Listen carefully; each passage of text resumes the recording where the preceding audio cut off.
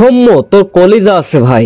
সৌম্য সরকার সমালোচনার জবাব দিলেন, ওয়েস্ট ইন্ডিজ বোলারদের রীতিমতো তুলোধনা করলেন।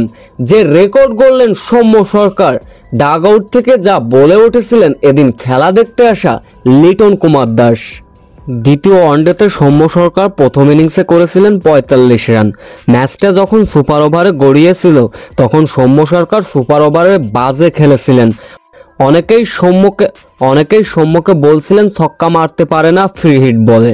সৌম্য সরকারের জন্যই নাকি দ্বিতীয় ম্যাচটি হেরেছিলেন।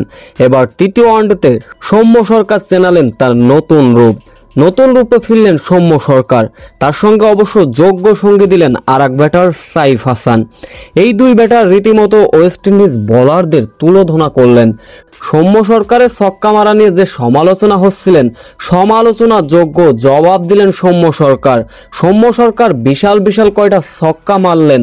তিনি প্রমাণ করে দিলেন সৌম্য সরকার হারিয়ে যাবার মতো ক্রিকেটার নন। সৌম্য সরকার এদিন ৪৭ বলে দ্রুত 50 তুলে নেন। সাইফ হাসানও তুলে নিয়েছিলেন ৪৭ বলে 50-র দেখা। তবে বাংলাদেশের দলীয় রান যখন ছিল ১৭৬, তখনই ৮০ রানে ফিরলেন সাইফ হাসান। ব্যাস, এতে করেই বাংলাদেশ ওয়ানডে ইতিহাসের দ্বিতীয় সেরা ওপেনিং পার্টনারশিপ।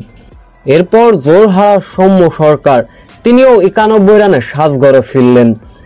এদিন অবশ্য বাংলাদেশের খেলা দেখতে এসেছিলেন লিটন কুমার দাস। সৌম্যর এমন ইনিংসকে রীতিমতো বাহবা দিয়েছেন। হয়তো বলছিলেন, সৌম্য সরকার তুমি সমালোচনার যোগ্য জবাব দিলে, তোমার কলিজা আছে বলতেই হয়।